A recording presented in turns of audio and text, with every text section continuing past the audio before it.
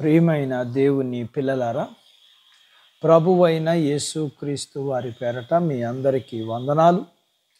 ప్రభువు పేరట మీ అందరికీ శుభములు, దీవెనలు కలుగునుగాక. ఈ ఉదయకాలం పరిశుద్ధ గ్రంథము నుండి దేవుని వాక్యాన్ని చదువుకుందాము. యెషయా గ్రంథము 66వ అధ్యాయము 2వ వచనాన్ని చదువుకుందాం. ఎవడు దీనుడై నలిగిన హృదయము గలవాడై నా మాట విని వణుకుచుండును, వానినే దృష్టించుచున్నాను. దేవుడు తన మాటలు మనందరి కొరకు దీవించునుగాక. ఆమేన్. ప్రియమైన దేవుని పిల్లలారా, తగ్గించుకుని జీవించాలా, హెచ్చించుకుని జీవించాలా అనేది కేవలం మనిషి ఆలోచనలో ఉంటుంది. తగ్గించుకుని జీవించాలా, దీనత్వం కలిగి ఉండాలి అనుకునే వారికి చాలా సాధన అవసరం. నేను అనుకునే వారికి దీనత్వం ఉండదు.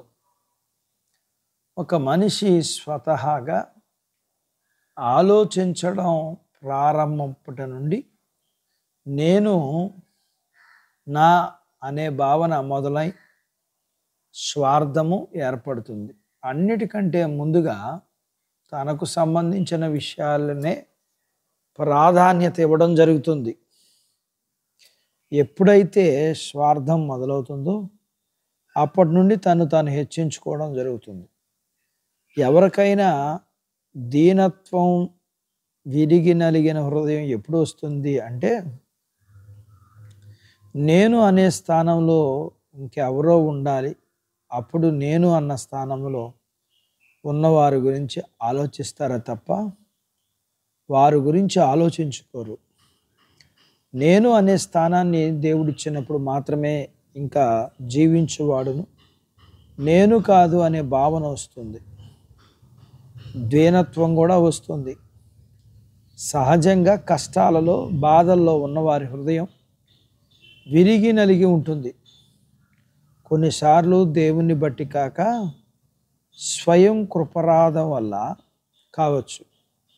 మనిషికి సర్వ సమృద్ధి ఉన్నప్పుడు, ఏది తక్కువ కాకుండా ఉన్నప్పుడు విరిగి నలిగిన హృదయం దేనిని బట్టి వస్తుంది? తగ్గించుకుని జీవించవలసిన అవసరం ఏముంది చెప్పండి? దేవుడు నాకు ఆరోగ్యం, తెలివితేటలు ఇవ్వబట్టే కదా నేను ఈ స్థాయికి రాగలిగాను. ఈ జీవితం దేవుడు పెట్టిన భిక్ష అని అనుకోవడం, ఈ భూమి మీద నా జీవితం శాశ్వతం కాదు, ఏదో ఒక రోజు నేను చనిపోతాను కాబట్టి బ్రతుకున్నంత కాలం దేవుని యందు భయభక్తులు కలిగి జీవిస్తూ నా చుట్టూ ఉన్న వారిని ప్రేమించాలి, దేవునికి ఇష్టంగా జీవించాలి అని ఆలోచించే వారి హృదయం మాత్రమే విరిగి నలిగి ఉంటుంది. విరిగి నలిగిన హృదయం లేకపోతే ఆలోచించగలరా? అది తనను తాను తగ్గించుకునే జీవించటం కదా. మనల్ని మనం తృణీకరించుకోకపోతే మనకి విరిగి నలిగిన హృదయం ఎలా వస్తుంది? మనం దేవుణ్ణి ఎరిగి ఉండకపోతే మనల్ని మనం ఎలా తృణీకరించుకోగలం? కాబట్టి మనం దీనమైన హృదయం కావాలంటే దేవుణ్ణి మనం ఎరిగి ఉండాలి. అట్టి బాధ్యత దేవుడు మనకు దయచేయునుగాక. ఆమెన్. దేవుడు తన మాటలు మన కొరకు దీవించునుగాక. ఆమెన్. ప్రార్థించుకుందాం. నాతో పాటు ఏకీభవించండి. మమ్మలను మిక్కిలిగా ప్రేమించిన మా ప్రియ పరలోకపు తండ్రి, మీ పరిశుద్ధ నామమును బట్టి మీకు వందనాలు. ఈ ఉదయకాలం మీ పాదాల దగ్గర మీ లేఖనాన్ని మేము నేర్చుకోవడానికి సహాయం చేశారు.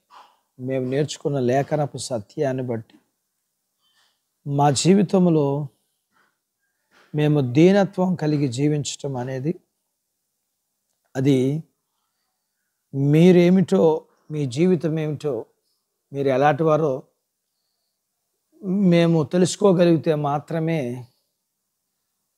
మీరు ఎలా తగ్గించుకున్నారో మేము కూడా అలా తగ్గించుకుని జీవించగలం. ఆ విధంగా మిమ్మల్ని తెలుసుకుని ప్రభువా, మరి మేము మీ ఎదుట మేము దీనత్వం కలిగిన వారిగా ఉండగలగటానికి మాకు సహాయం చేయండి. మీ పిల్లలను దీవించండి. చిన్న బిడ్డలను, యవనస్తులను, వృద్ధులను, స్త్రీలను, పురుషులను దీవించండి. వారి చదువుల్లో, ఆరోగ్యాలు, ఉద్యోగ ప్రయత్నాల్లోనూ, ఉద్యోగాల్లో, వారి యొక్క ప్రమోషన్స్లో మీరు సహాయం చేయండి. అలాగే ప్రియమైన దేవా మీకు వందనాలు నాయన. మీరు జ్ఞాపకం చేసుకోనండి. వారు చేసుకుంటున్న చేతి పనులు, వ్యాపారాలు, పొలాలు, పశువులను దీవించండి. వివాహాలు కాని వారికి అవటానికి, గర్భఫలము లేకున్న వారికి ఇచ్చి, గర్భఫలం కలిగిన వారికి సుఖమైన ప్రసూతి ఇవ్వండి. ప్రసూతి అయిన తల్లి పిల్లలకు ఆరోగ్యాలు ఇవ్వండి. ప్రియమైన దేవా మీకు వందనాలు. మీ పిల్లల అవసరతలు, సమస్యలు, బలహీనతలు, రుణాలు, వీటన్నిటిలో మీరు సహాయం చేసి మీ పిల్లలను మీరు దీవించి ఆశీర్వదించమని యేసు ప్రభు వారి పేరట స్తుతించి ప్రార్థించి అడిగినవన్నీ పొందుకుని ఉన్నాము తండ్రి. ఆమెన్. దేవుడు మిమ్మల్ని దీవించునుగాక. ఆమెన్.